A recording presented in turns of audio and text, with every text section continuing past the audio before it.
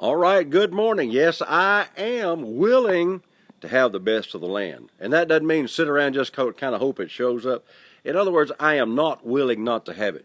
Let's go over to Mark chapter 10. I believe it's around verse 39 through 46. There was a guy sitting by the side of the road. His name was Blind Bartimaeus. That's because he was blind, couldn't see. Well, he cried out to Jesus. He just made lots of noise. Jesus, Jesus. And Jesus said, who is that? And everybody said, oh, be quiet, man. Don't do that. He was not willing not to get his miracle.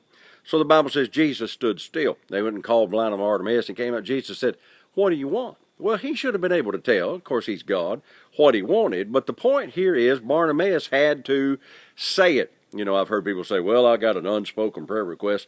Well, you're going to get an unspoken answer to it too, because there's no such thing. You got to say it with your mouth.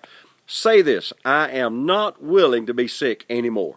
Maybe you've been in that bed for days or weeks or maybe even years. I am not willing to be sick anymore. Say this: I am not willing to not have enough money to pay my bills anymore. I'm not going to be broke anymore. I am not going to put up with poverty anymore. My kids are going to be a blessing. I don't have to put up with the yuck they're bringing in every day. I'm not willing to put up with it. That word willing there is an action word that means you got to act on it and get out of your your bed to do nothing or off your couch there and get up and do something. The Bible says to fight the good fight of faith. That's when it says to fight the good fight of faith, it's because it's the one we always win. Now listen, I hadn't always been a believer, and I fought myself in and out of a lot of bars back yonder, 40 years ago or maybe a little bit more.